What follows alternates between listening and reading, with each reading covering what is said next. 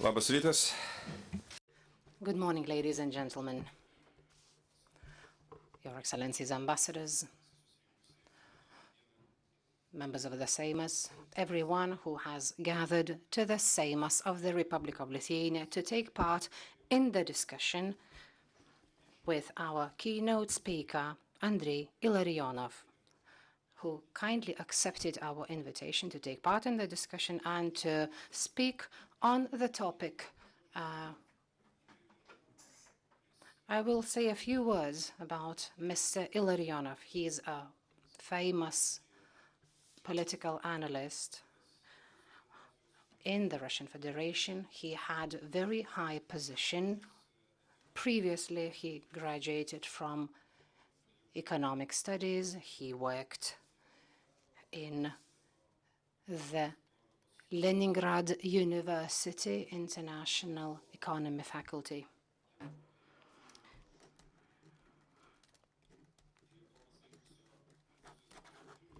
Then he was advisor to Mr. Yegor Gaidar. Then he worked in the Viktor Chernomyrdin government since 2000.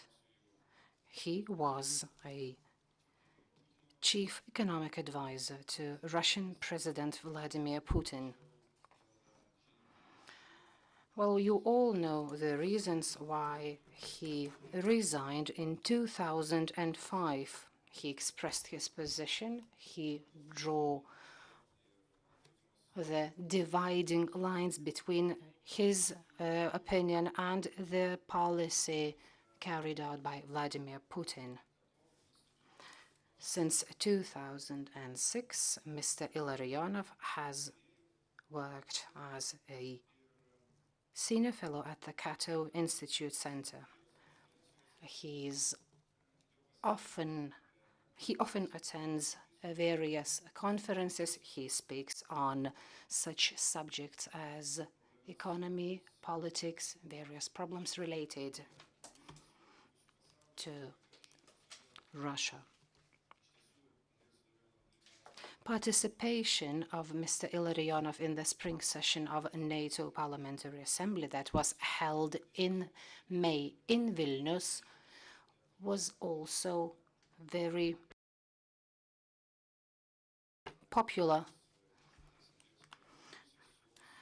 And I very much hope that you will be glad to listen to his ideas today. Now, as far as the arrangement for today is concerned, I would like to say that Mr. Ilarionovas will speak for about 30 minutes, and later on you will have time for question and answer session. I'm looking forward to very interesting discussions, and now I'd like to give the floor to Mr. Ilarionovas. I welcome you once again to Lithuania, and I have to admit that your visits are always pleasant to us. I hope that this is not your last visit in Lithuania. You are always welcome in Lithuania. Mr. Andrei, the floor is yours. Thank you, Petras, for this very kind introduction. Good morning, ladies and gentlemen. First of all, I would start my comments with two apologies.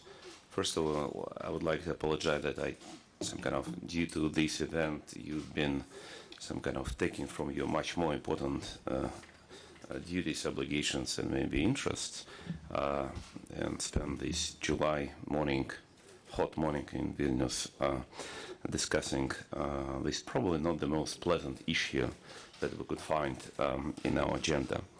Second, I have to say that I'm not a military specialist.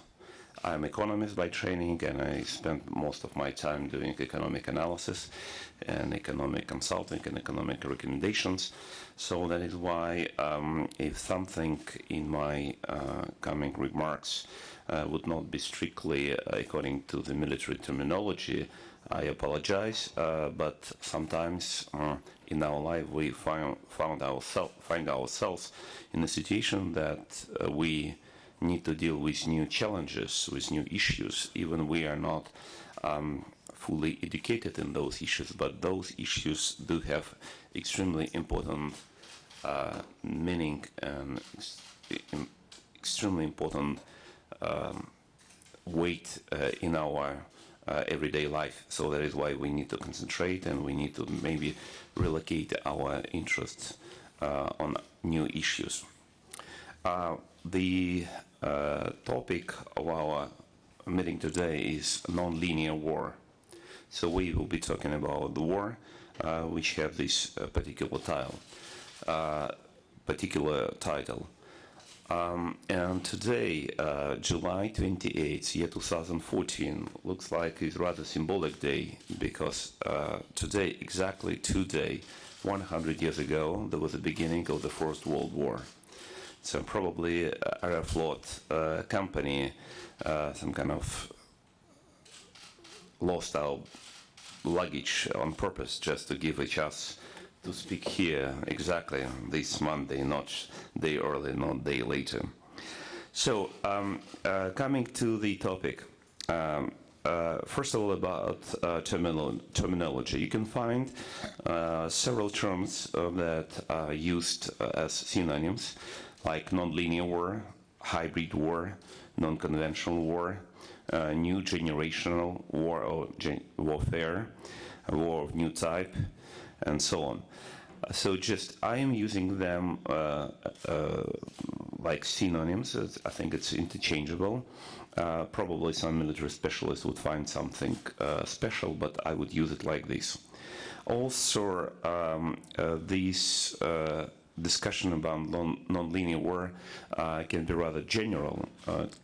Concerns a number of military conflicts that already happened, or is underway, or is probably coming, but also those terms are being used in relation with the concept of either Third World War, or Fourth World War, or Fifth World War, depending on the author, depending on how different authors calculate what the Third World War like, Cold War, whether it is a fourth or fifth or so on. My second point is about authors of this non-linear or hybrid war or non-conventional war or new generational warfare.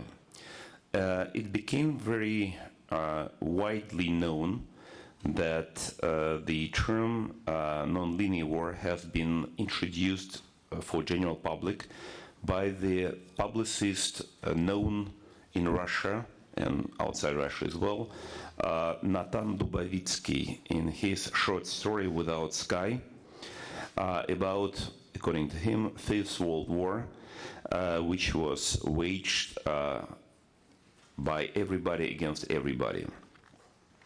And probably some of you know that the real name of the author Natan Dubovitsky is Vladislav Surkov, and Natan Dubovitsky is his pseudonym that he's using in producing some kind of stories and verses and songs and so on. He's a very talented person, so he likes to write, not only for his boss, but only for his pleasure. So it has been presented, even just such a respectable magazine like The Economist gave the credit for creation of this term to Mr. Surkov, kind of in his under name of Natan Dubovitsky. In reality, certainly not Mr. Surkov is the author either of this term or this concept. The real author of this term and the concept is the general staff of the Russian military forces. And this is really some kind of the brain behind this concept, and behind not only the theoretical concept, but also behind the implementation of this theoretical concept in different military theaters, including the current one that attracted a lot of attention in Ukraine. I would like to to spend some time, those of you who are interested in this topic in more details, to look into the speech of Valery Gerasimov, chief of the general staff of the Russian military forces in January year 2014, the meeting of the Academy of Military Science. It is a rare case that his speech, at least some of that speech, has been published in open press in which Mr. Gerasimov is discussing the new methods, a new type of war in which the world and Russia are going to be engaged. I would mention some main messages that you can find in this speech. The most important characteristics of this new war, non-linear war, is blurring the borders between war and peace. If before, and especially now, we know that the war has been declared, as it was in July 28, 1914, or later, so now wars are not declared, and they have been started, have been launched without official and public declaration of military actions. And actually some military conflicts like Russian-Georgian War of year 2008 was exactly like this. Those new wars are being launched and conducted by not according to the old standards of military operations. They are using intensively experience accumulated in guerrilla warfare and in colored revolutions, mostly not in Europe, but in Arab world and in some other places. Another very important characteristic, it's a very wide use of non-military means, political, economic, especially informational, humanitarian means in achieving political and strategical targets. Also a very important element of this so-called not strictly military warfare is using mass protest of civilian population, civilian disobedience, and political oppositions in targeted countries. At some point, all these means are being added with military actions. First of all, of hidden character, especially if and when the special forces, spetsnaz, are being employed, and including terrorist acts in view of the shooting and hitting of the Boeing 777 departing from Amsterdam on July 17th. It became very clear how widely and seriously terrorist actions can be used in achieving the political and strategic purposes. And at some final stage, maybe not final, but in some crucial stage when necessary environment has been created, use of open military actions, mainly to achieve the final success. And it is very important. It's happening not only in the type of in the form of the front attack, but in the form of peacekeeping operation. Another element in this warfare is wide use of these asymmetrical actions. Some of them I've already mentioned, like spetsnaz, terrorist acts, guerrilla warfare, irregular forces, domestic political oppositions, and so on. Wide use of new technology and new equipment. That's probably not something new for the audience, because it's like from drones to computers to some kind of precise weaponry and so on. Another very important element that military operations began beyond national borders, often at far distance. Exclusive role is given to peacekeeping operations. So peacekeeping operations that have been designed by United Nations and by international community as a means of producing peace and some kind of stopping the military acts. In this concept, peacekeeping operations are being used for launching military operations, for achieving political targets. Another element which is openly included into this concept is so-called preventive actions, so-called not fully legal removal or destruction of leaders, political, military, irregular forces on the foreign territory. At the same time, the attacking country should ensure the strictest control of their own border. Now I would mention some of elements from Mr. Gerasimov and General Staff comments how this concept is being considered from theoretical point of view. Military actions starts by groups of troops during peacetime. War is not declared at all. Second, non-contact clashes between highly maneuverable interspecific fighting groups versus some kind of frontal clashes between large units, as it was during the First World War, Second World War, Korean War, even Vietnam War. Annihilation of the enemy's military and economic power by short-time precise strikes in strategic military and civilian infrastructure. We have seen it in the Russian-Georgian war. We have not seen it yet until recent attacks on Ukrainian troops on the border during this Russia-Ukrainian war. Very wide use of armed civilians or irregular forces or guerrilla warfare. Simultaneous strikes on the enemy units and facilities in all of the territory of the country, especially it had been seen during the Russian-Georgian war. Simultaneous battle on land, air, sea, and in the informational space. Again, it was in the case of Russian-Georgian war, partially in Russian-Ukrainian war. In terms of informational space, we have seen it during the conflict in cyberspace against Estonia in year 2007. Use of asymmetric and indirect methods, and very special elements of management of troops in a unified informational sphere. So this theoretical explanation has been supported by these particular ideas. So enemy's troops should be engaged in a way that would be not direct destructions, immediate destruction as it was before, to direct influence and some kind of breaking enemy's psychology and enemy morale. That is considered to be the most important.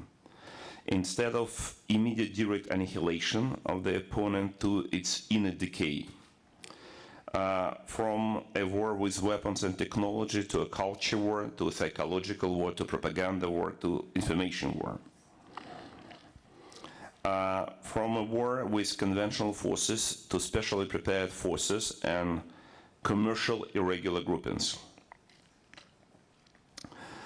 From direct clashes to contactless war.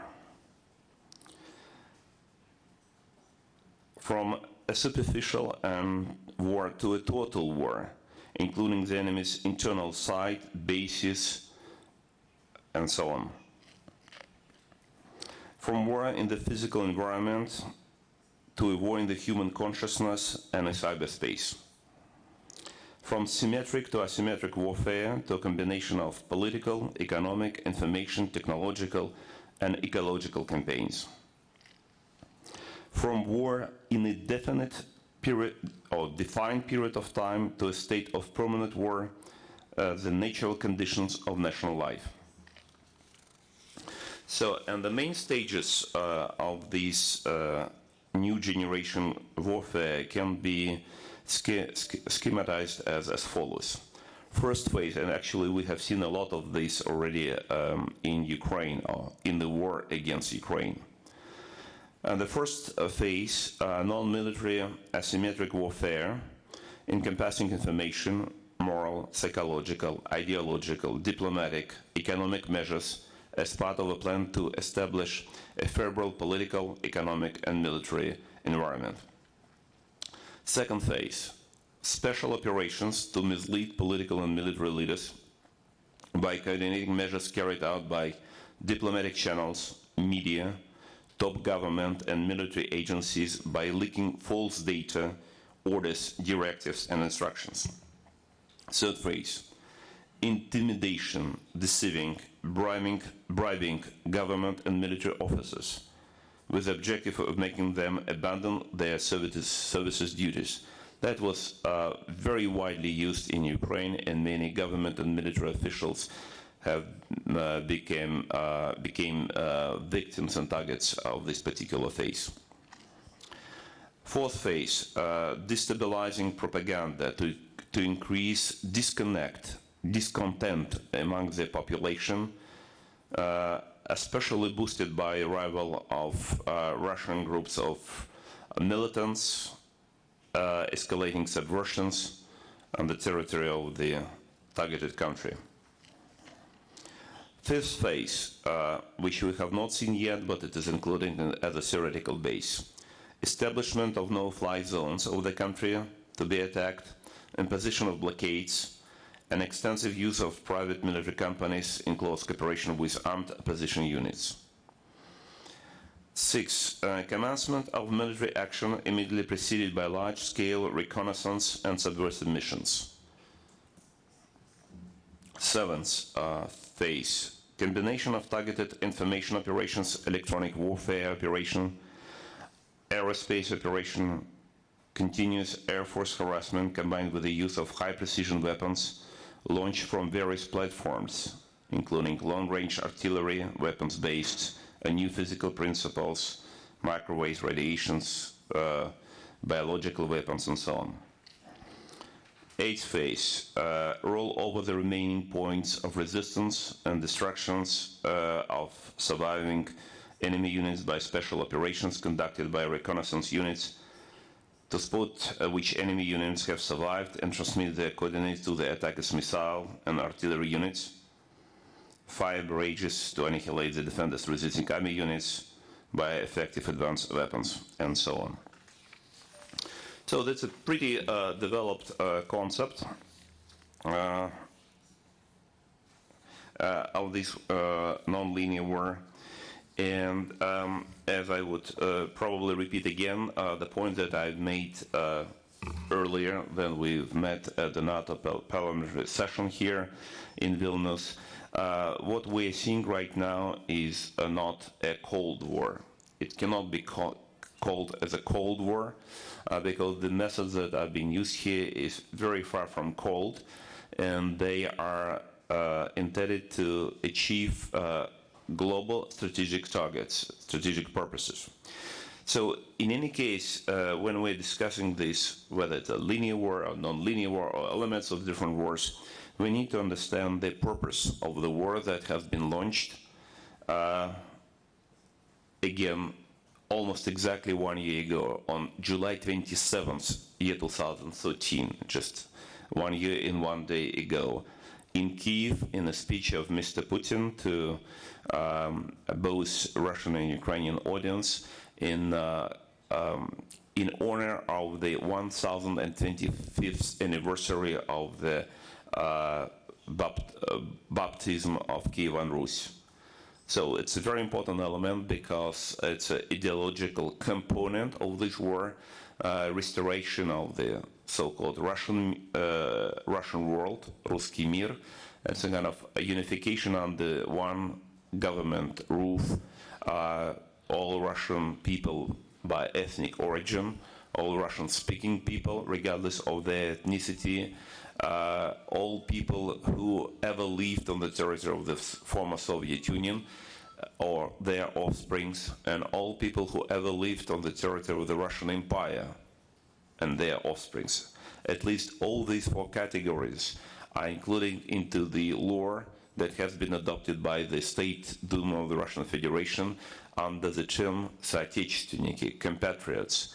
And соотечественники deserve to be protected by all means, including military means, including beyond national borders of the Russian Federation. So that is why this element is very important. It's also an element of this cultural difference. They always try to underline cultural difference between so-called Russian Orthodox world that sustain the real values of humanity versus decaying West, especially some Anglo-Saxon world, that those values cannot be protected. So this current war that has been launched by Mr. Putin 1 year and 1 day ago has at least 3 basic levels and 3 main targets. At this moment, the most attention is being concentrated on Ukraine. And the strategic goal of this campaign is that Ukraine must not leave the Russian sphere of so-called privileged interests, the concept that has been also widely known since at least July 2008, since it has been put into the concept of foreign policy doctrine of the current Russian regime. And Ukraine must not join the Western alliances, regardless whether economic ones and especially security alliance. That is why Ukraine must be under Mr. Putin's control, or if Ukrainians' decision would be different, it should be destroyed as independent and sovereign state. So this is the first level in this concept. Second level is the creation of the so-called Russian world that I mentioned earlier. All these соотечественники, all these compatriots should be united under this roof, and the so-called largest divided nation of the world, Russians. This is a quotation from the speeches of some Russian leaders, including Mr. Putin. That's a direct borrowing from speeches of Nazi propaganda machine in the 1930s, and of Hungarian fascists of the same time about the divided nations, and of Mr. Milosevic of 1990s. So now it is for the first time it is being applied to the Russians. And unfortunately now it's not only some kind of, this concept of the Russian world is not only some kind of fantasy written by strange and weird people. This is some kind of the official policy that is being conducted by the Russian regime. But there is another level. So the first level can be considered regional, the war against Ukraine. Even the creation of Russian world could be considered as a macro-regional level, so it does not affect the whole world. But the third level of this war is the whole world, with its target is the Western alliance. According to this concept, the Western alliance, and first of all, the Western security alliance, must be broken into 2 camps. The first one is the Anglo-Saxon world plus France states. In Anglo-Saxon world, they include US, Canada, UK, probably as we have now Australia also there, and probably the Netherlands, plus France states, where this place is occupied by 3 Baltic states and Poland. The other part of the Western alliance is the so-called continental Europe, that is, according to the authors of this concept, is managed mostly by Germany, and that is why the purpose is some kind of to divide this divide the alliance into 2 camps. It is impossible to achieve any agreement, any peace with Anglo-Saxon world, but it is possible to achieve at least neutrality, or maybe at some point even status of allies from the part of the continental Europe. I am putting aside my comments or analysis or my reaction to this. I'm just giving the facts according to the logic of those people who developed this particular concept. The most, some elements of this hybrid war, on linear war, on conventional war that we already seen, both in cases of the Russian-Georgian war and Russian-Ukrainian war.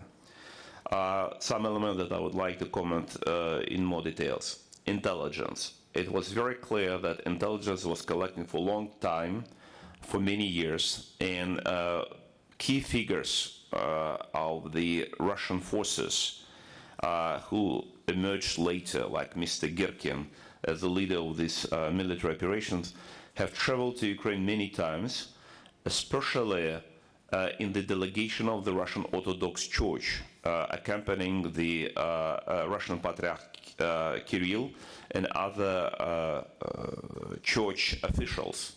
So that is why it's another element just to look into how different agents, not only military agents, not only military subjects, not only state subjects, but non-military, non-state subjects, including civilians, including business people, including church people, including different type of companies, are being used in collecting information and in conducting subversive actions and even military actions as well.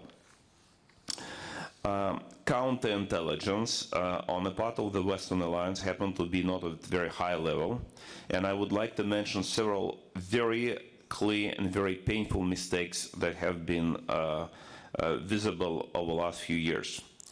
Just through all July year 2008, Georgian officials, including President of Georgia, Mikhail Saakashvili, were informing Western Alliance, NATO, OEC, just particular organizations and personalities about the concentration of Russian forces on the Russian-Georgian border. All of this information have been disregarded by American and Western officials, with high people, including the Secretary of State of the United States, saying that, okay, we know Russians, they will never intervene you. So, and when the real intervention on mass scale has been studied, so it took United States by surprise. So the intelligence was not able to supply any information, neither before attack, nor even after attack. When Georgian asked for satellite photos of the concentration of the intervention, United States did not possess such documents.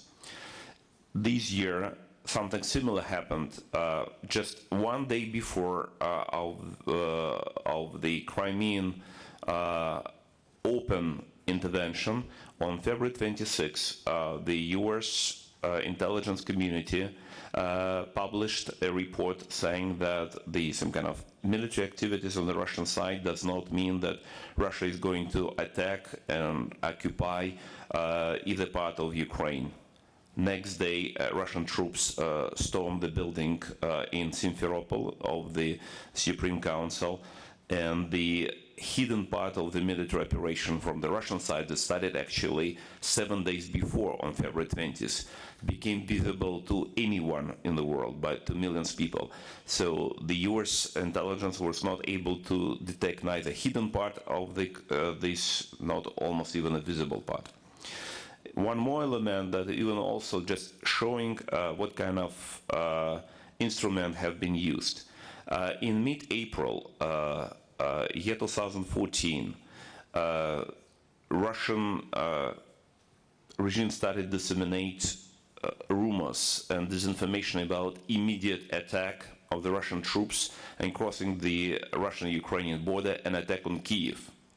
So, and they have achieved such effect that for example, very well-known person like Dmytro Timchuk, who is one of the some kind of leading voices in explaining disinformation on the Russian side, also got entrapped and also said that, okay, we're expecting intervention from the Russian troops within 48 hours.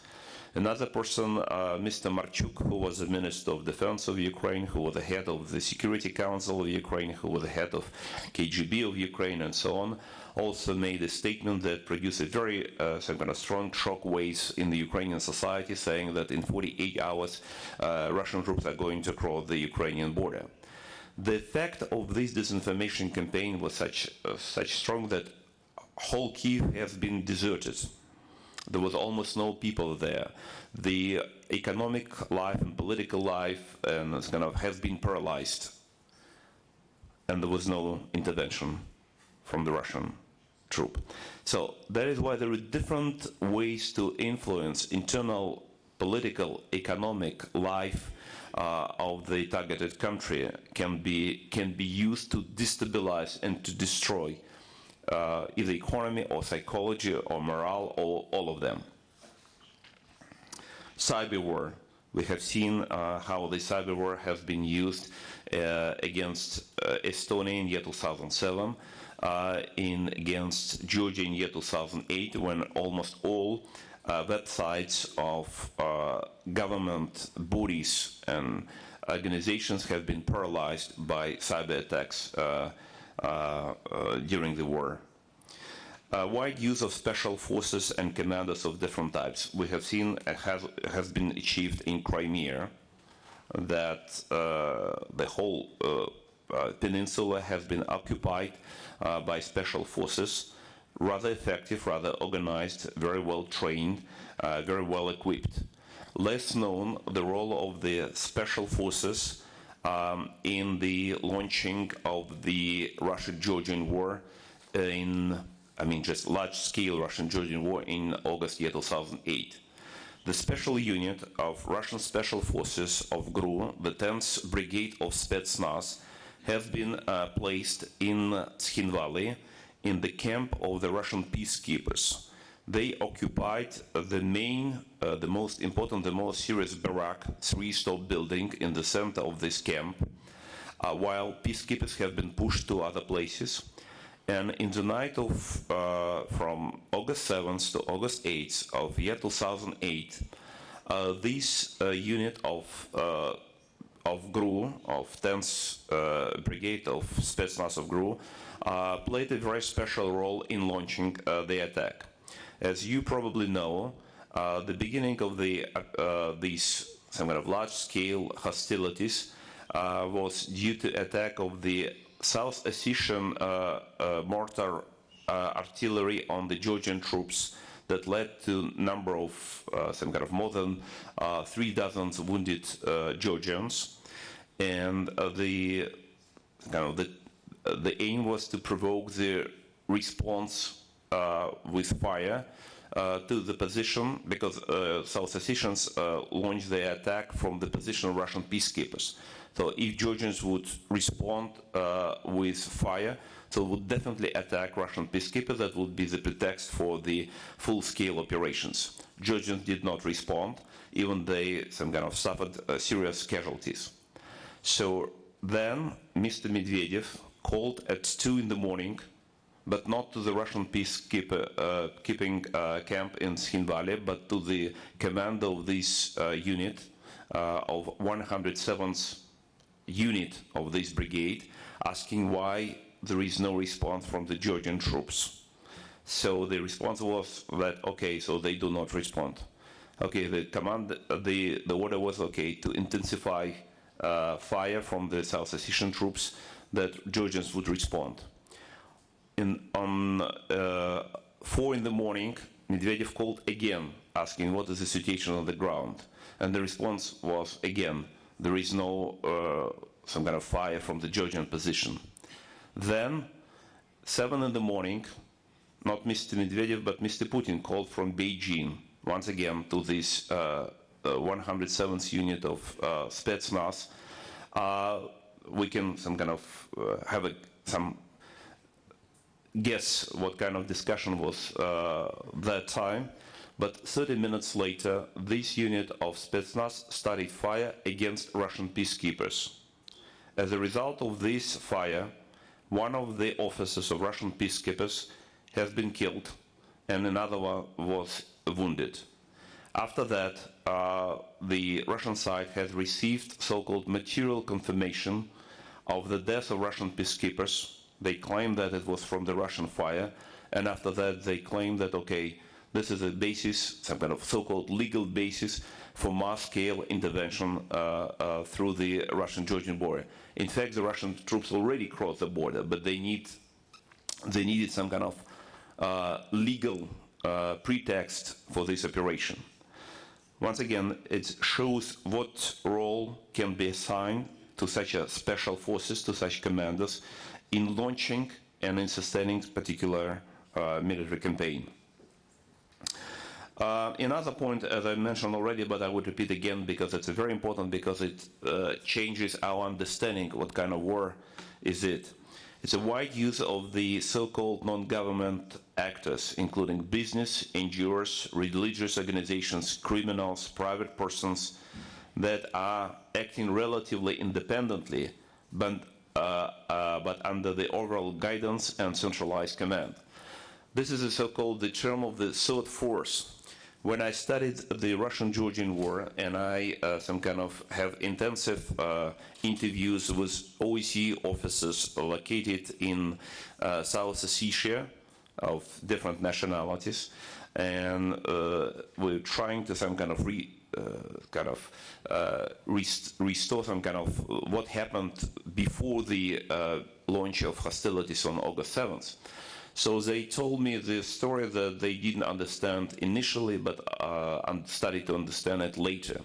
So in July year 2008, they have detected appearance on the theater, on the military theater, what they called the third force. So before that, as probably some of you know who followed these events, there was a regular, with some breaks, some kind of exchange of fires between South Ossetians and Georgians troops and some kind of irregular units and so on. And each time when such exchange of fire happened, so the officers of OEC missions moved to that place, to this site, some kind of collected evidence, and after that they kind of prepared reports and informed, okay, in this case, okay, South Ossetians started the fire, Georgians responded, there were so many casualties, so many wounded, they some kind of produced reports sending to all sides and so on. Next time, okay, that's Georgian started, so the South Ossetian responded, okay, they prepared report to send to all interested side. But in July year 2008, they detected that, okay, there is a kind of exchange of fire, they're moving to the site, and all of a sudden they found that this particular exchange did not happen because neither South Ossetians started this exchange, nor Georgians. When they found this first time, they were complete mystery because they could not explain what happened.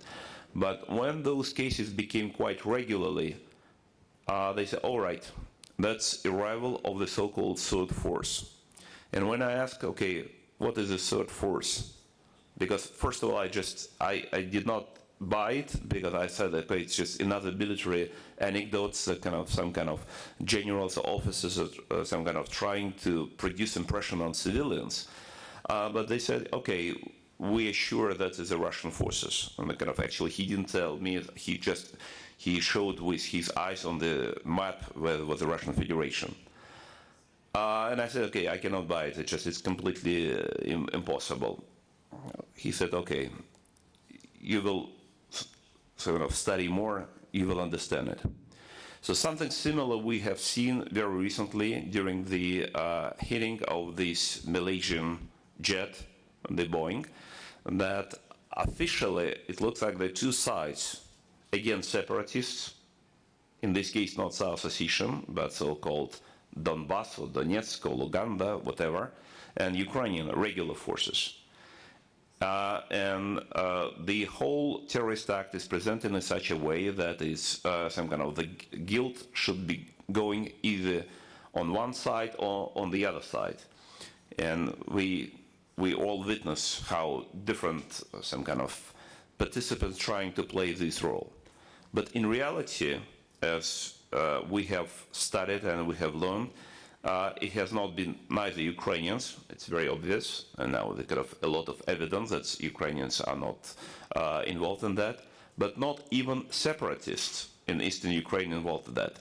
Yes, this is true. It was done on the territories controlled by separatists, as it was many of these terrorist acts in South Ossetia happened on the territories controlled by South Ossetian separatists.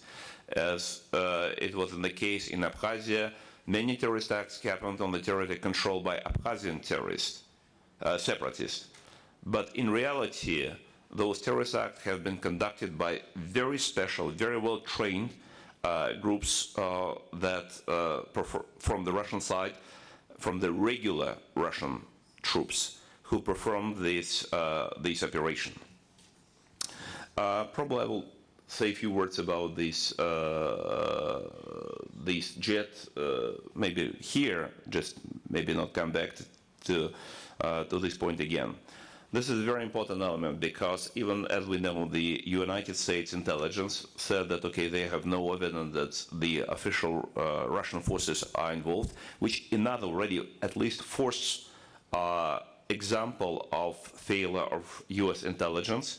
And I would not very much be surprised if at some point somebody will find another Aldrich Ames in the US intelligence community. But what is really important, that such a powerful weapon as book anti-aircraft cannot be given to any separatist. We have studied the cases of, for example, South Ossetian War, some kind of Abkhazian operations. None of really powerful weapons was ever given to separatists by the Russian army. Even Grads have not been given to separatists. All these Grads have been under control of the regular Russian troops at all times. Book anti-aircraft weapons of incredibly much more powerful compared to Grad or compared to Uragan systems. So it's absolutely implausible that such a powerful system would be given to anyone under any control and under any command except of the Russian regular forces. What we know also that this system has been moved to east of Ukraine in the early morning of July 17th. Actually, it crossed the border at 1 a.m., 1:05 a.m. So it has been detected at 9 a.m. in Donetsk. It has been detected at about midday, about noon, in Snizhnoye. And about 1 hour and 1 hour and a half later, it took position in the field south of Snizhnoye, exactly under the very well known and very widely used international air route L980 that is being used by not only this jet of Malaysian Airlines but many other airlines. Actually, daily about 4 dozens of passenger jets are crossing the sky over Donetsk and Lugansk. None of them have been hit. And even at the moment when this jet has been hit by missile from Buk, in the sky there were 3 other passenger jets. One of them was from Singaporean Airlines, flying from Copenhagen to Singapore. Another was from 20 minutes before Lufthansa, and another one from Indian company. So just none of them have been hit. Why? The reason as now, before we have facts, now we have only speculations. We have some kind of hypothesis why this flight has been taken. It's not because of Malaysia Airlines. It was because of the fact that a plane departed from Amsterdam. And there are a number of explanations that have been put forward, starting from some kind of personal humiliation given to Mr. Putin because Mayor of Amsterdam has refused to have some kind of official reception during the visit of Mr. Putin to Amsterdam a year ago, to the concept of this Russian world or Russian Orthodox values, according to which Amsterdam is the capital of European scene or capital of gay Europa, as they used to say, or to some other reasons, or even probably some people would link to the today's announced decision of the court in The Hague concerning the UCAS. Whatever the actual reason or combination of reasons, it was very clear that this flight has been chosen on purpose. No other planes have been selected, and as soon as this hit has been performed, this system has been relocated to Russian territory, and same late evening it left Ukrainian territory. If this system would be under the control of separatists, they would never allow the system leave this territory. They always claim that they are under permanent attack of Ukrainian aviation, and that is why they need this system to protect their sky. So it was very clear that this system arrived in Donetsk Oblast according to the order given from the Russian military forces, performed their business according to the order from the Russian military forces, and left the territory of Ukraine according to the order from the Russian military forces. I'm going to some other elements. I don't know how much time do I have? 5:10. All right. Okay. I would probably some of this is probably not so important, except maybe a couple of others. Very important role is being played by the so-called the fifth column. It is fifth column, the same kind of the groups of people and personalities, especially important and who have control of important administrative functions in Ukraine, in other post-Soviet states, and in the West, including Europe. Another element is the so-called Putin-Tern, or the Putin International, a combination of different political parties, politicians that are being supported by Mr. Putin and who are supporting Mr. Putin. One of the most important observations of this unconventional warfare that there is no more clearly defined and visible geographical, political, or military borders. Putin then could include some kind of right parties and right politicians and left party and left politicians and so on. Some of actually very well-known figures did participate in support and in of Putin's actions against Ukraine. I would mention at least such names like Henry Kissinger and former Czech President Václav Klaus, who have published at least a dozen different statements, interviews, defending fully Putin's actions, justifying Russia's annexation of Crimea, and putting the blame on European Union and United States for this. And a couple of words about Putin's style in this new war. It is so-called adherence to formal legalism. You remember that Mr. Putin mentioned many times the legal status of Mr. Yanukovych as the formal president of Ukraine, even he departed from the territory of Ukraine on February 23rd. The importance of so-called occupandum, or referendum that has been organized by the Russian forces or under the protection of the Russian troops in Crimea. The Russian State Duma decision to give Putin right to intervene in Ukraine, and so on. Another very important element of Putin's style is the so-called escalation of demands that leads to the change of the agenda. We have seen how it has worked in Syria.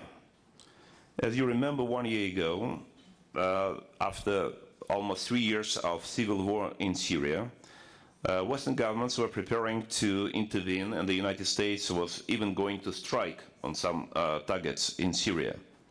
Then Bashar Assad troops used chemical weapons and thousands of civilians died. That case, that fact, has been used by Putin, who stepped in to broker a so-called solution to this problem.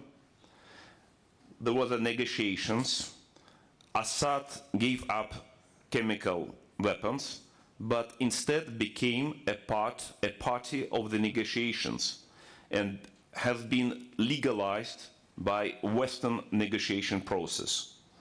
So, as a result, US backed away from airstrikes in Syria, and who is now still reigning in Damascus? Mr. Putin's ally, Bashar Assad. In Ukraine, something very similar has happened.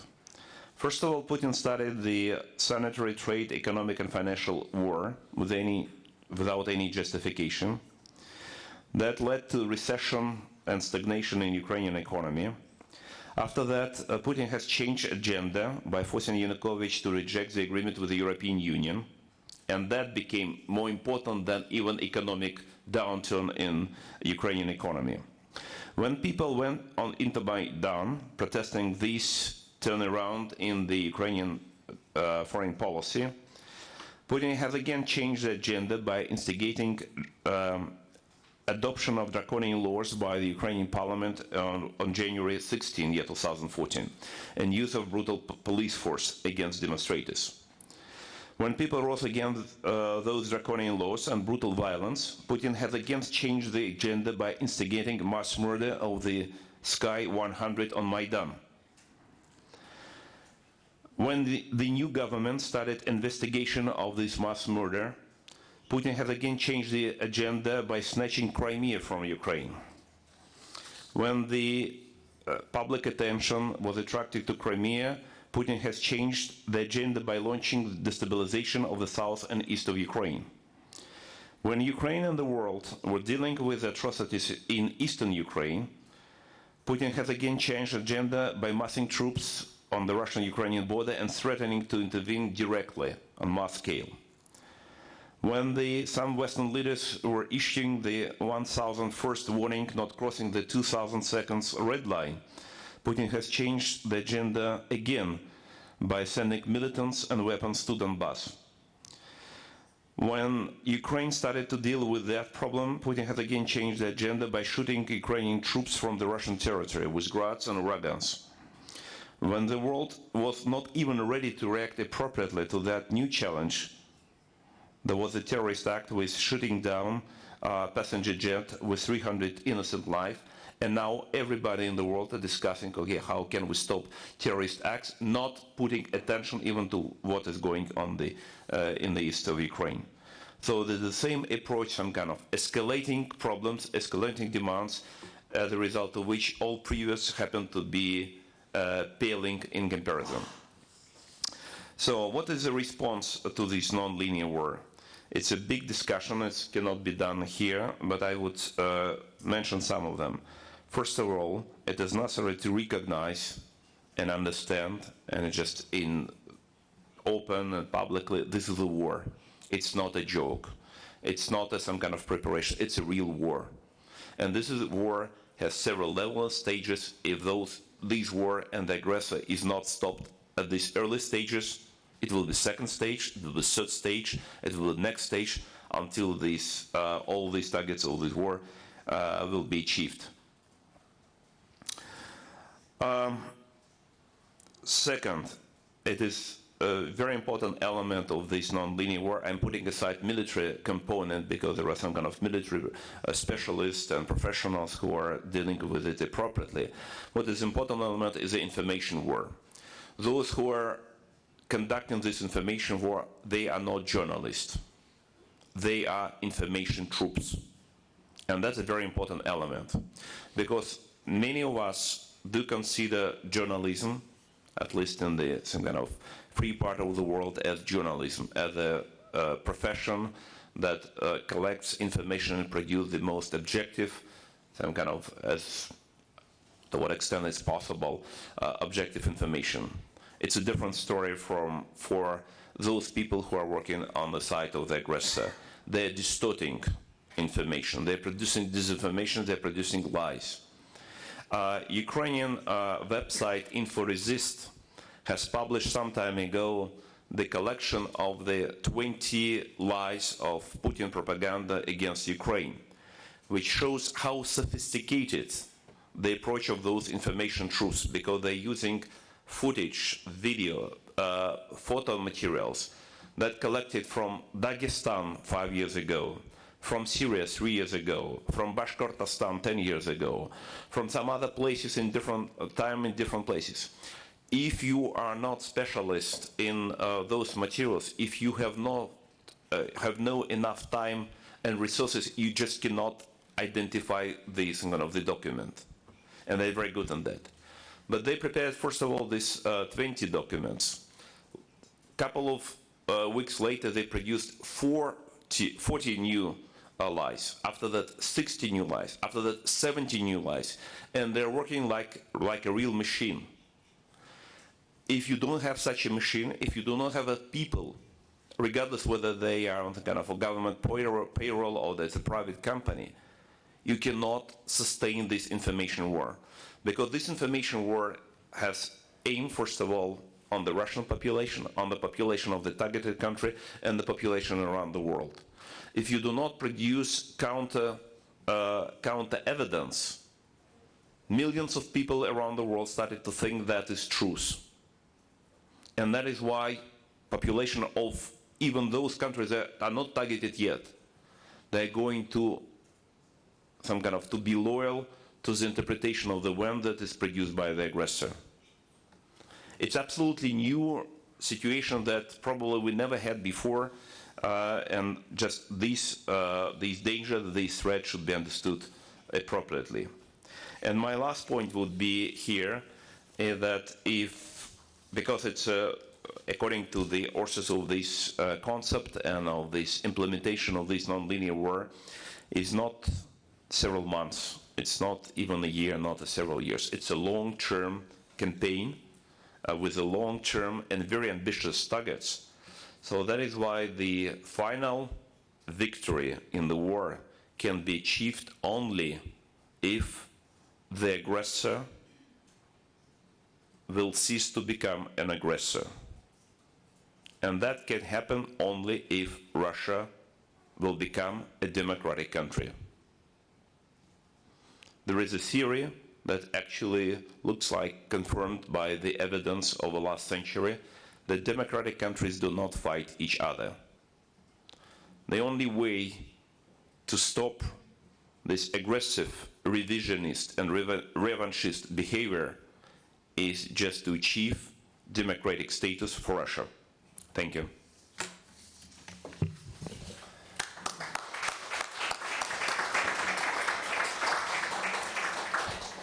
Didelis ačiū Andrejau už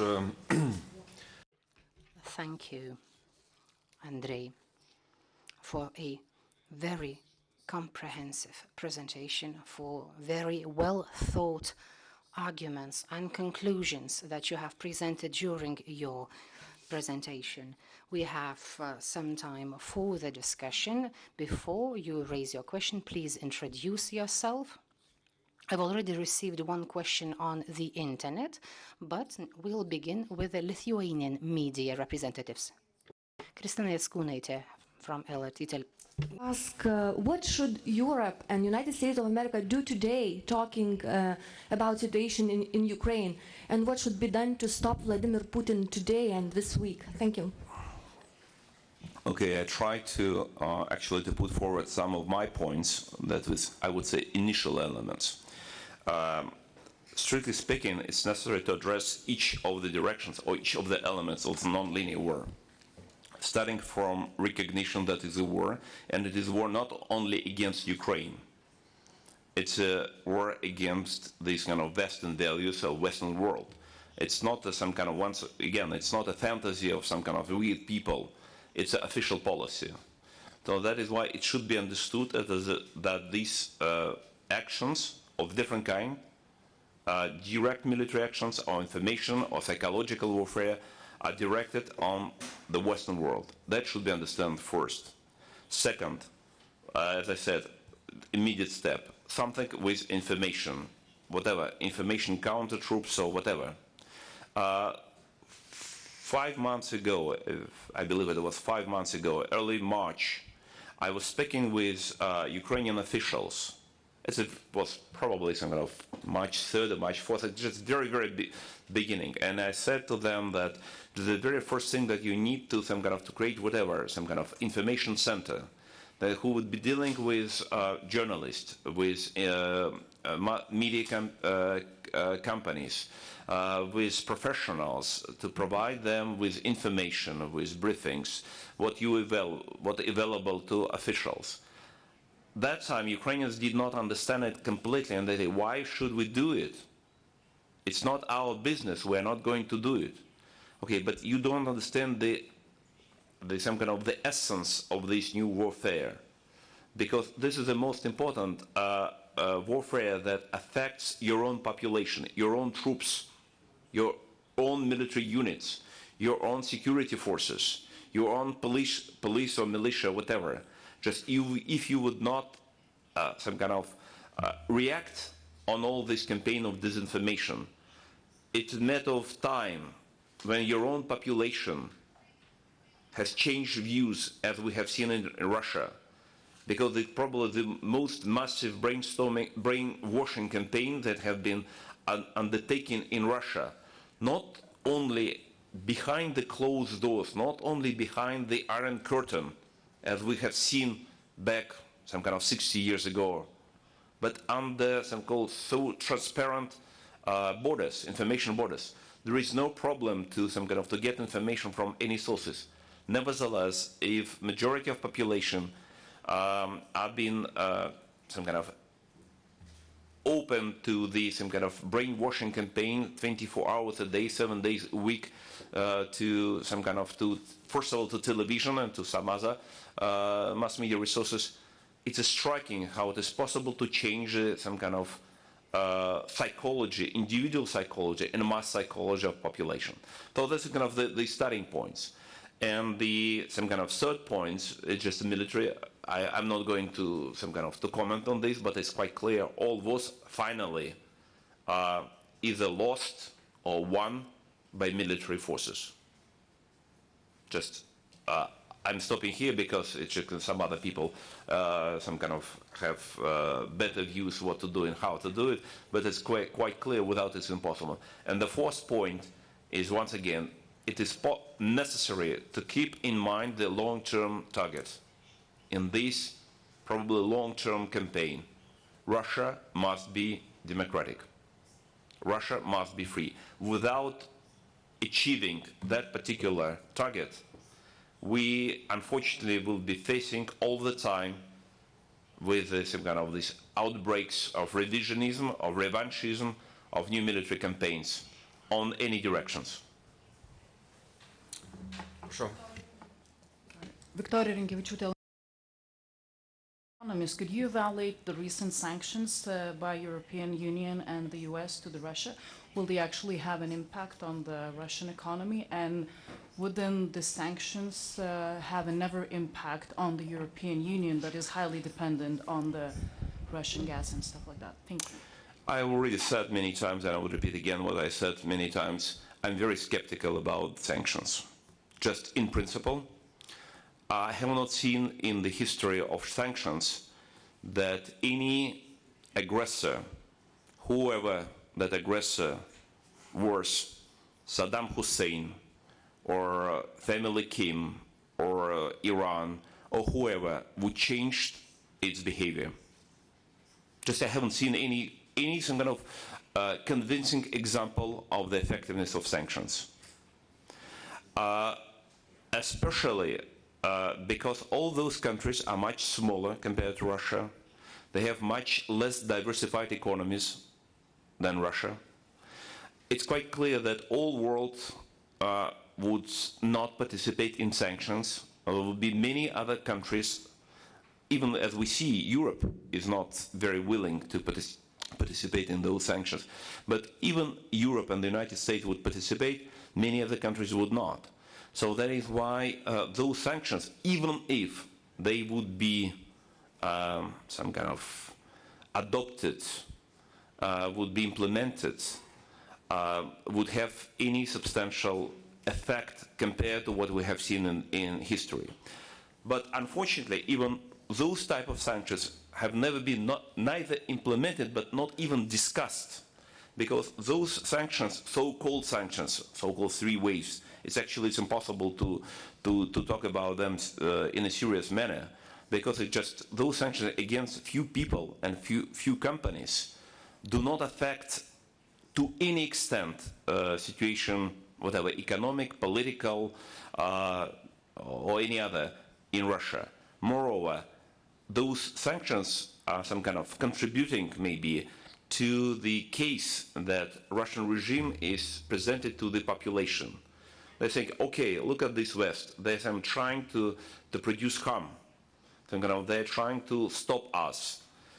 Even those sanctions are not effective, they're using in propaganda.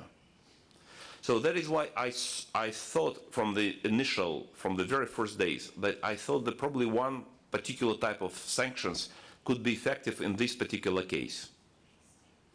It's something like freezing of foreign exchange assets of the Russian Federation in the United States, in Europe, from the very beginning. In such sanctions, they should participate United States, they should participate Europe, it should participate Federal Reserve, European Central Bank, and should be done immediately in the late February or early March year 2014.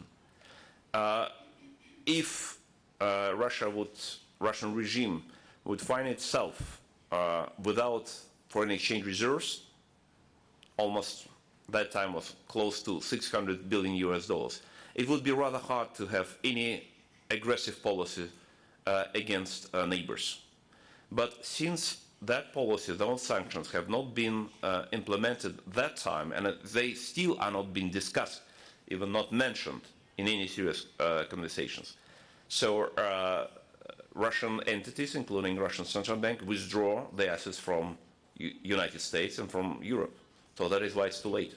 Do you want to say that the European Union is having a blind eye on the issue? Why are they not discussing these sanctions? All right, that's a long story. So why some Europeans, some kind of taking those positions, because there are different Europeans. There are some Europeans like Václav Klaus. It's one type of Europeans. Another type is Angela Merkel. Another type is François Hollande, who is still ready and actually going to to sell Mistral to Russia. As one of the political analysts has used to say, okay, just to send Mistral right now to Russia is like to send a barbed wire to Auschwitz.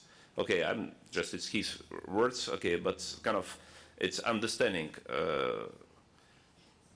Ukraine does not receive actually any armament, any weapons, neither from Europe nor from the United States. They only defensive, like helmets, like some kind of life. Yes, just that's all. It's some kind of maybe connection equipment. That's all. Matau dar 2 klausimus, 3. I see 2 more questions, 3 more. Aggressive equipment. It's a Pirmas ir tada 2 čia. Prašau. Vytautas Dovidaitė. Do you believe that in this stage of this war it can still be stopped? And if not, when will it reach the stage 8, rule of surviving enemies? I think any war can be stopped at any stage, even at this stage, if necessary resources should be applied. Certainly, in this case, resources of Ukraine is not enough. Ukraine is not a small country. It's a serious country, but due to the level of preparedness of Ukrainian military forces, of security forces, even with rising level of effectiveness, Ukraine is still unable to solve this problem in any foreseeable future, especially since there is a constant flow of militants and equipment and military warfare from Russia. And now there is a shooting of Ukrainian airplanes and Ukrainian units from the Russian territory. It's a situation in which it's impossible to win this battle, because Ukrainians cannot open fire, at least they did not receive this order, to open fire on the Russian territory, but the kind of Russian troops from the Russian territory are hitting the targets on the Ukrainian territory. So that is why I think Ukraine is occupying incredibly important role, both in the concept that is in the mind of Mr. Putin and the general staff, but also a very important place in the some kind of defensive position of the free world. And support of Ukraine of any kind is crucial, whether this war could be stopped at this stage or whether it have very negative, a very gruesome continuation in Ukraine and maybe beyond Ukraine. Thank you. Valentinas and then Kaimynas. Dėkoju labai, Valentinas. Thank you, Valentinas Mazuronis, member of the European Parliament.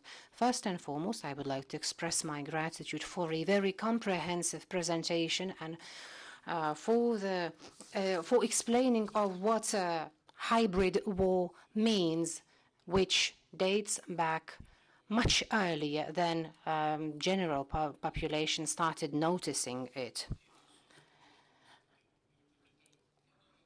My question to you is as follows. Can we say that such war was started against Lithuania too?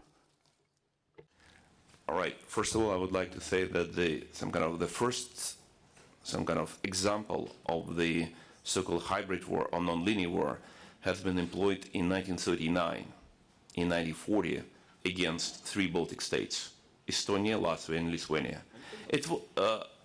Finland, it was more standard, classical war. So they tried to use this diplomatic pressure and so on, but Finns started to resist. But for Baltic countries, it's exactly the same way. So that is why the enormous diplomatic pressure, forcing Baltic governments to locate military bases on their territories. After that, the massive movement of Russian troops that used civilian clothes, as we remember, to present themselves as called the peaceful demonstrators on the streets of Vilnius, on the streets of Kaunas, of Riga, of Tallinn, and so on. So that is why it was certainly underdeveloped that time. That's the first try, but the approach was exactly the same, using different methods, which was also important in this non-conventional warfare, that there is no limits, there is no borders, and there is no rules. Okay, war is not something nice and not something pleasant, but there are some rules of the war, and there are some conventions and agreements of international character, how war should be performed and how they should not be performed. What is important here that this non-conventional, unconventional, or non-linear war is such that there is no any rules, because if, for example, the delegation of Russian Orthodox Church is bringing some the spies in the delegation that is doing reconnaissance missions, what particular installment should be taken and how, what should you do? What should you do with the highest hierarchs from the Russian Orthodox Church? It's something that we have not dealing with, at least at such scale before. So what we have seen, so just until recently, for example, this information war, the crucial element, one of the most important elements of this non-linear war, this information war has been targeted, first of all, for the Russian population, I mean the population of Russian Federation.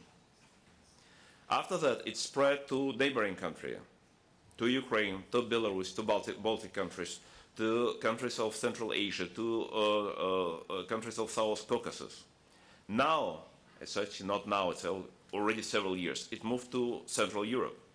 I've been recently to Slovakia, and Slovaks, I think, is just absolutely, they just don't know what to do with that.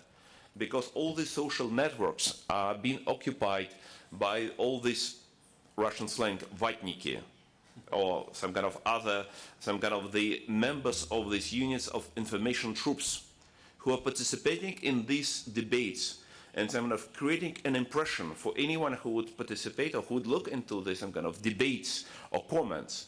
They create this massive, absolute majority in comments, and that is why it would create an impression that, okay, majority of people who participate in this before very intelligent, very high professional discussion, the majority, 95%, are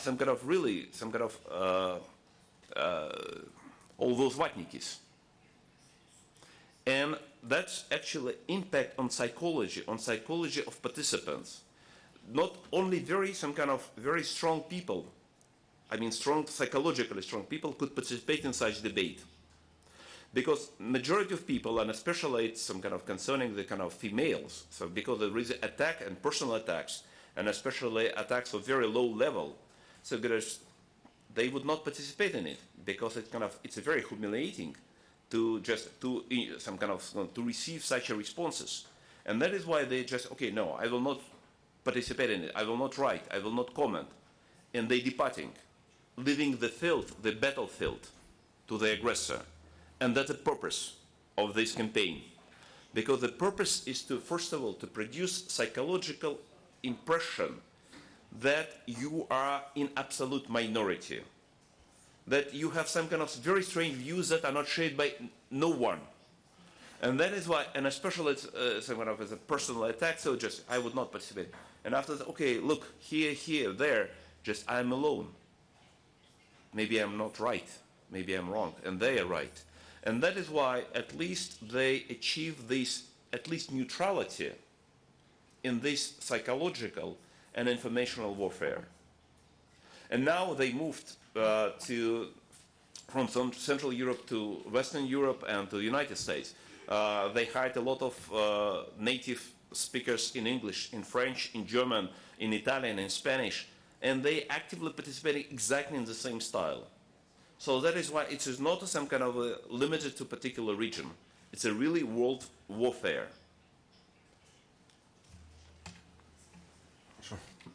Richardas Šekutis from journal magazine Respublika. I have a question to you. From what everything has started, to your opinion, how do you assess the position of the US and the Western Europe with regards to the occupation of Crimea? In fact, there was no position with regard to Crimea. Does that mean that the Crimea has been given as a gift to Russia, or we have already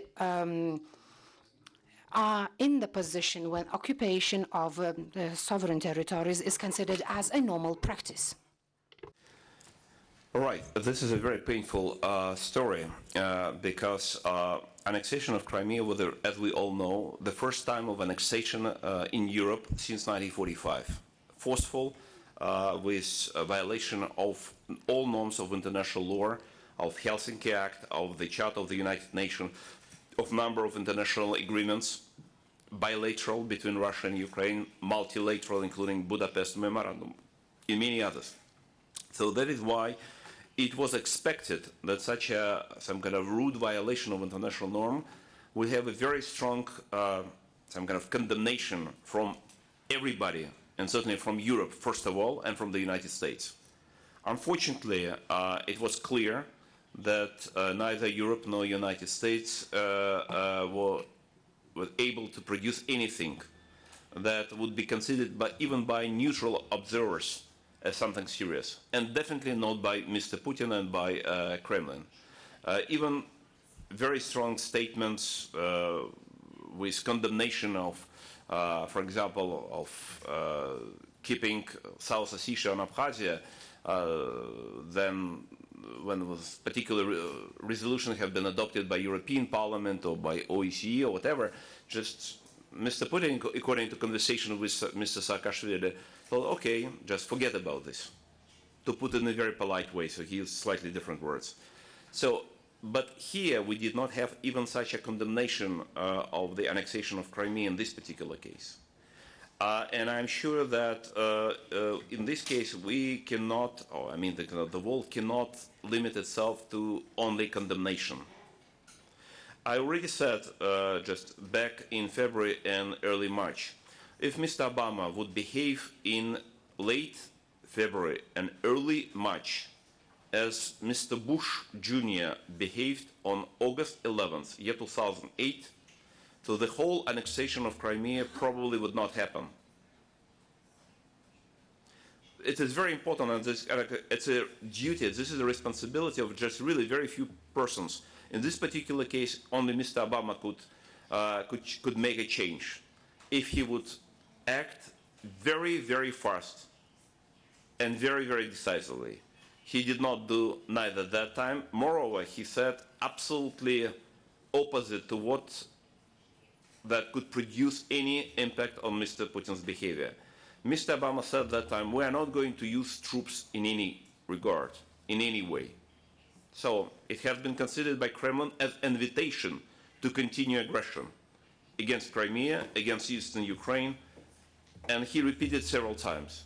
So that's, at some points, we rely on institutions in the Western world, legal institutions, democratic institutions, representative institutions, but at some point, especially at crucial points, at points of crisis, the role of individuum is crucial, as it was in the case of Mr. Winston Churchill, in case of Mr. Ronald Reagan, in case of Margaret Thatcher. It's impossible to avoid. This is a crucial role of individual in time of crisis. Danijos ambasadoris, prašau. Extremely interesting and somewhat scaring presentation, or very scaring. I would have liked to put you a series of questions, but I will limit myself to one. The Malaysian airplane. I understand it is almost a fact that it was Russian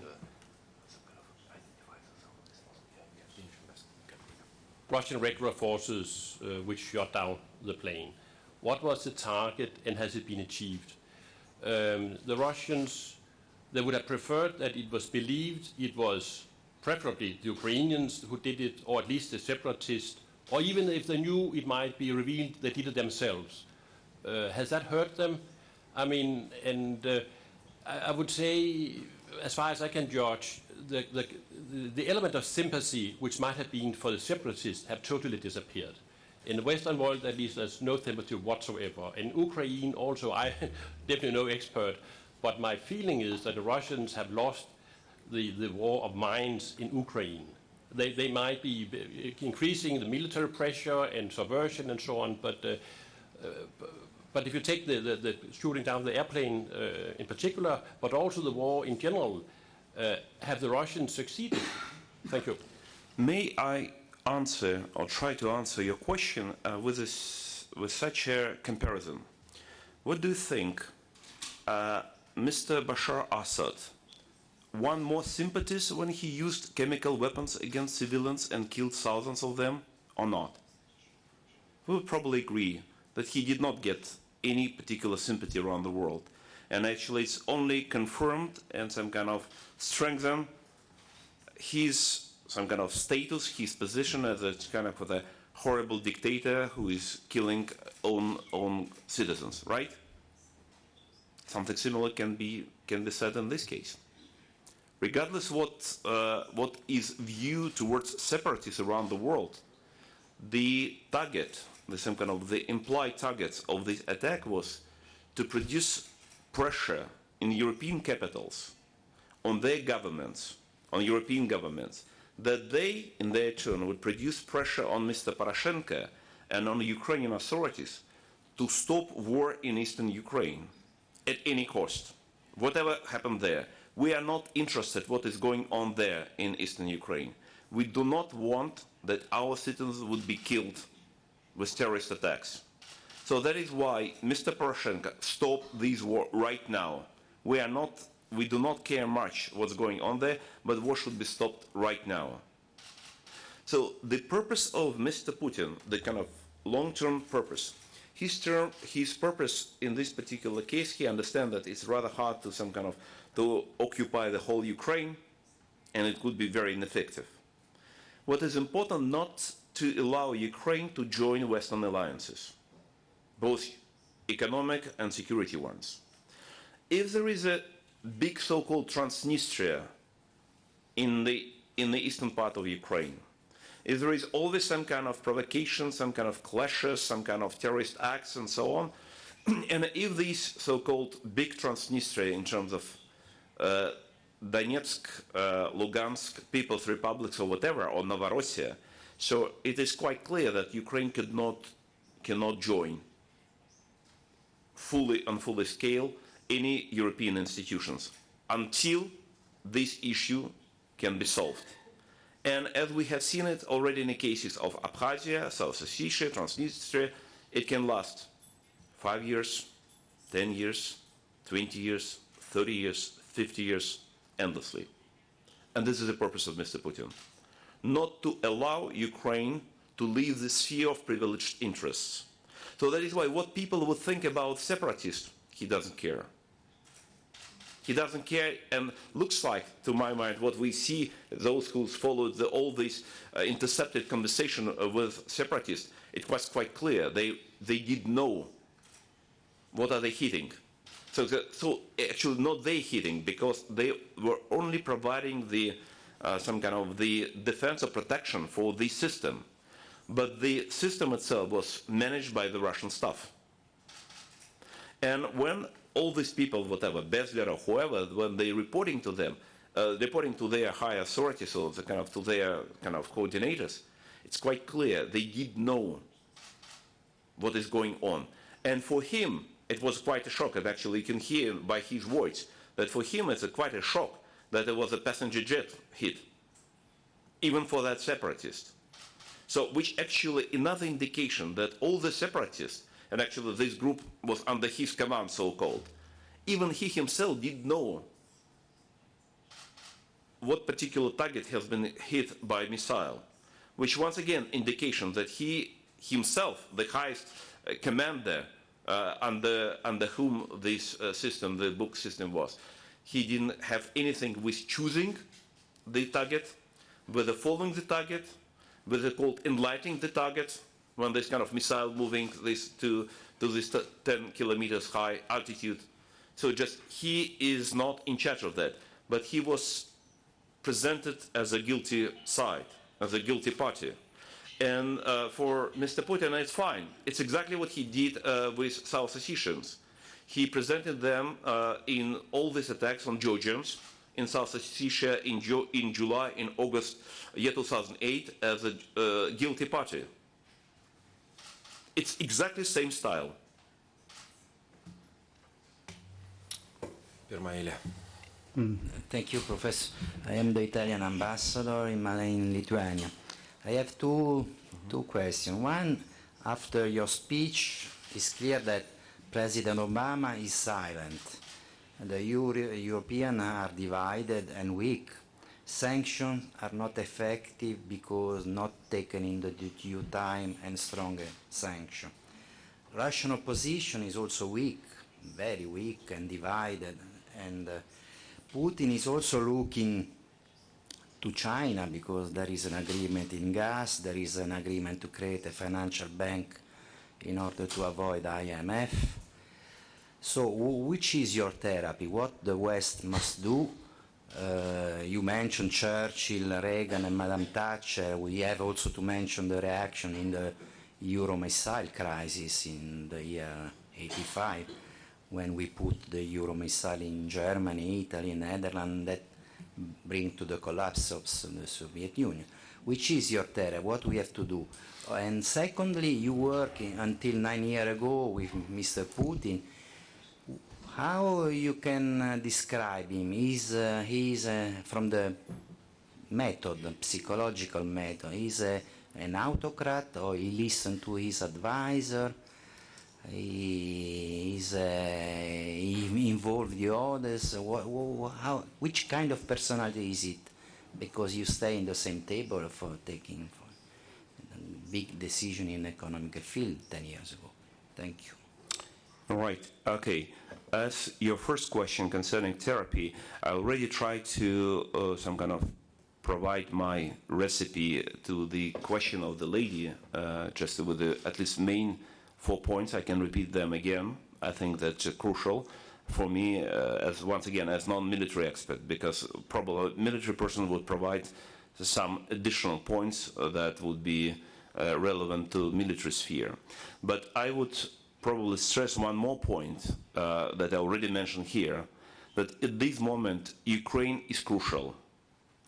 What Mr. Obama said in the beginning of June in Warsaw, and in some other speeches in Warsaw, in Brussels, and maybe to some extent, I don't know, maybe not in France, but in Warsaw when he met with Polish authorities and with representatives of Baltic countries as well. So he introduced rather serious program, including military component, of strengthening the Central European countries, strengthening military capacity of Baltic countries, strengthening military capacity of Poland, Romania. He also said publicly, which is very important, that Article 5 of the NATO Charter is valid for each member of the alliance. And he said it not only as a general principle, but also he mentioned each country, that would be no misinterpretation of his words, which is very important because before, for some time, there was a big debate and big discussion whether Article 5 of the Charter is applicable right now and under which particular circumstances. It's good, but it's not enough. First of all, it's good for the current members of NATO that their defense and their protection are strengthened. No doubt, it's good. But at this moment, war is waged against Ukraine. Ukraine is not a member of NATO. And Ukraine is under very serious attack, under attack of total non-linear war through all these directions.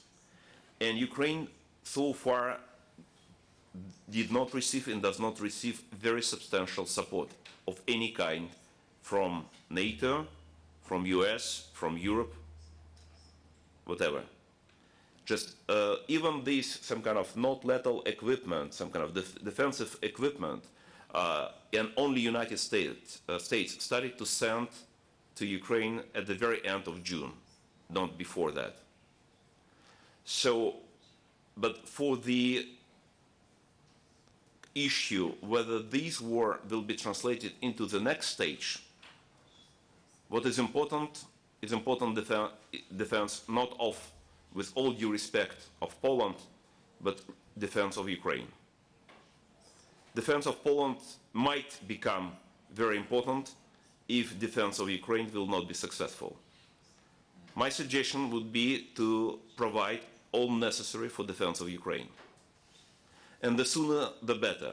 If you read the publications of these so-called separatists or Novorossiya or these Russian some kind of imperialist movements, they're openly saying it is crucially important that this Novorossiya would continue for another few weeks. If they would continue for a few weeks until some kind of beginning of autumn, so they will be saved. They do not clarify what exactly they have in mind, whether it will be some kind of change in weather, a change in attitudes, or some kind of massive intervention from the Russian troops, or whatever. Just they do not specify. But this is kind of it's becoming like a mantra that you need to withstand another few weeks. And if you would withstand those few weeks, so that is why everything will be there will be victory. Certainly, it's necessary to understand what they have in mind, but each day or each week of this enclave of separatists or this Novorossiya is definitely playing against Ukraine. The sooner this issue will be solved, the better. It's quite clear. So that is why my suggestion would be to everybody to provide all necessary support to Ukraine in all possible forms, that this problem would be solved the sooner the better. As for your second question, I have a rule not to comment on personal issues of Mr. Putin due to understandable reasons. I did work with him for 6 years, almost for 6 years, and I don't feel myself comfortable to comment on some kind of personal issues. I did comment when I was working in Kremlin, and I comment after I resigned from this position on political issues. And I had that privilege before, and I continue this approach right now. So if you would like to ask me about political issues, and the war is definitely a political issue, I'm happy to respond, but I'm not in a position to comment on these personal issues. Prieš perduodamas dar paskutiniam ko gero klausimui. Before we give the floor to the last question in row number 4, I will read out a question from internet. Boris Berg, a military expert, asks, why when I presented Mr. Ilarionov, highlighted the fact he was an advisor to Mr. Putin in the past. Maybe it was because Mr. Ilarionov is smart, of which I'm sure, or maybe this was done in order to highlight that Putin lacked smart advice to explain why Ilarionov worked there. I was quoting Wikipedia, I would like to say, and we are not in a position to correct the information in Wikipedia. In the past few weeks, Russia tried to correct some of the facts on the story about the Boeing 777, the Malaysian airplane, in Wikipedia. I don't know if Mr. Ilarionov wants to add any comment on that, on the Wikipedia inscription.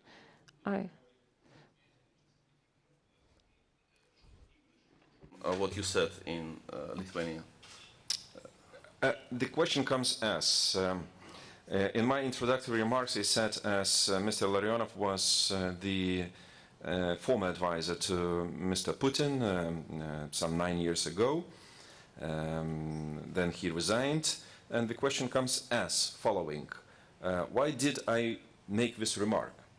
That you were the former advisor to Mr. Putin? Is that for demonstration as Mr. Putin was not really in position to rule without such a prominent advisor? Or to show that you were very smart and vigorous to advise Mr. Putin? In fact, I myself, I didn't understand the question. But seems to me the question to you. It is to me more, or to Wikipedia. I wish, Mr. Berg begins the discussion, bilateral discussion with Wikipedia. You made the explanation in a reply before. Then, ketvirta eilė, prašau. Arūnas Tikašaitis, Seimo kanceliarija. Parliamentary Scrutiny Department, Lukošaitis. You have you had said about the legality of the terms of office of Putin. Did you learn about legal estimations of the war in Ukraine? Is it not a legal crime? If I understand correctly, your question, it was whether aggression against Ukraine legal or crime. Seems to me aggression, according to the United Nations Charter, according to many documents, is one of the most serious crimes in international relations. It's by definition, and those who prepared and conducted aggression against other nations are some kind of criminals. And those actually who try to do it in recent years, I would mention Mr. Hussein, Saddam, or Mr. Milosevic, some kind of ended their days as we know how they ended their days. So that is why it cannot be any different description of what is going on right now against Ukraine and against Georgia. I would repeat again, we are dealing not with the first aggression, we are dealing with second aggression against the independent nation. But if we would be we would try to scratch our memory, we would find that in year 2010 there was attempt to repeat very similar aggression against Kyrgyzstan with use of the Russian paratroopers as peacekeepers in Osh Valley of Kyrgyzstan, when also some kind of the clashes have been instigated by the Russian subversive actions and so on. And in all two previous cases, in the case of Russian-Georgian war and the case of the Russian intervention in Kyrgyzstan fortunately was not such a full scale as it was in Russian-Georgian case, in the Russian-Ukrainian case. But in those first two cases, the aggression has been stopped by intervention of very serious international forces. As I mentioned already, on August 11th, year 2012, Mr. Bush has announced that if Russia would continue these aggressive actions against Georgia, so it would be a very different response. And the same night, the U.S. Navy moved to the Black Sea, and the U.S. Air Force started to be relocated to the Romanian and Turkish air bases. Next day, Mr. Medvedev ordered to stop Russian tanks rolling towards Tbilisi. In year 2010, when Russian paratroopers some kind of landed in Osh Valley of Kyrgyzstan, Chinese made a special statement that they do not tolerate such an intervention into internal affairs of Kyrgyzstan. A couple of days later, Russian paratroopers have been withdrawn from Kyrgyzstan. It's probably some indications of what type of actions from international community could produce necessary impression on a behavior of aggressor. Thank you, Andrei, very much. And my very last question would be, again, from received by internet. Is that possible to have peacekeeping operation of EU in Ukraine? It's better to ask EU.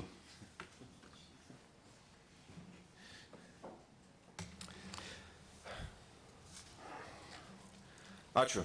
Aš norėčiau padėkoti. Thank you. On behalf of all of us, I would like to extend a sincere gratitude to Mr. Andrei Ilarionov for his excellent presentation, for his in-depth answers to our questions. And I do really believe that our awareness of the hybrid warfare and the methods of its implementation in Eastern Europe has increased thanks to you. We now have a better view of the events, and on behalf of all of us, I would like to thank Mr. Ilarionov for having come here to Lithuania in summer on a vacation period, for having come here to debate this matter with us. I am grateful indeed, and I hope this is not his last visit to Lithuania in the near future. We will soon meet each other in other formats, and I wish Mr. Ilarionov and his family to have a great visit to Lithuania, and to him as an analyst, I hope he will remain a person who has the analytical capability to relate facts and demonstrate the rules and matters behind it. I wish you every success and hope I will see you in many other places. Last word is to you, Mr. Andrei.